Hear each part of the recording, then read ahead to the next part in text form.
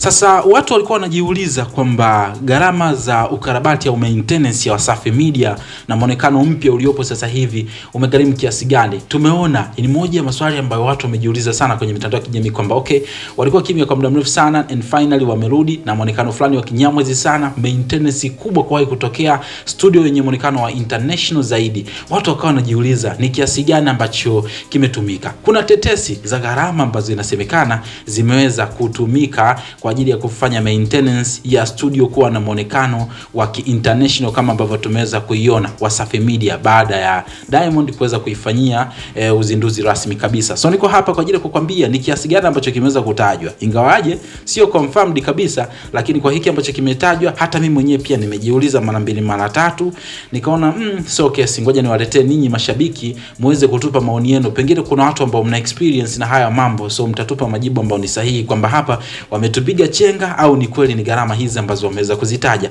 Tuanze tu moja kwa moja mwanzo mpaka mwisho, mimi nikakupa ukweli wote, ila naomba nikukumbushe muda wangu hapa ndo mahali sahihi ambapo mimi nitakuwa nakusogezea updates zote kuhusiana na stories zote ambazo bila shaka utakuwa unataka kufahamu kuzisikia. Sasa muhimu zaidi, tumia sekunde moja, bonyeza neno subscribe hapo chini ya hii video. Baada hapo like video, kisha kwenye sehemu ya comment utakuja kuniachia maoni yako kutokana na kile ambacho utakuwa umeweza kukitazama katika hii video. Mimi naitwa Gabby Official na hii ni Bongo Vibe channel namba 1 kwa ajili ya kuhakikisha kwamba nakusogezea zote updates unakuwa unazipata hapa on time. Kumbuka hii ni exclusive na kuletea hapa, though sio confirmed kabisa.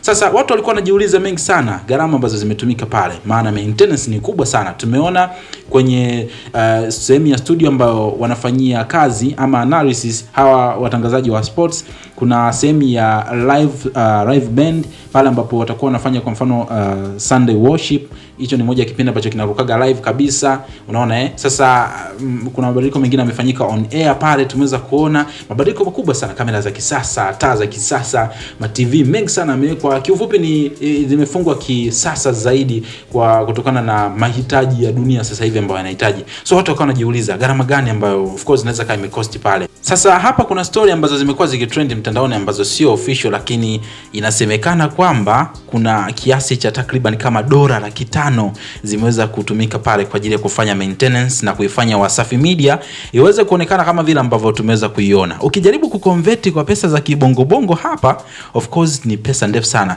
Dizeni kama bilioni 1 na milioni 294 laki moja kama na 55 hivi na point something. Imagine bilioni 1 na milioni 294.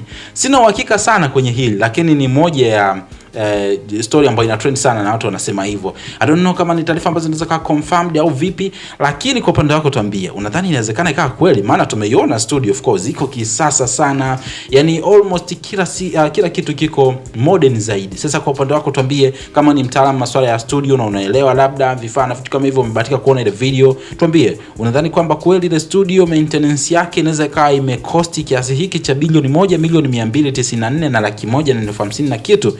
Kwenye sehemu ya comment hapo nini maoni yako, lakini usisahau kusubscribe hapa kwa ajili ya kuhakikisha kwamba haukosi updates kwenye video zijazo. Mimi naitwa Gabby Official, mpaka wakati mwingine, bye bye.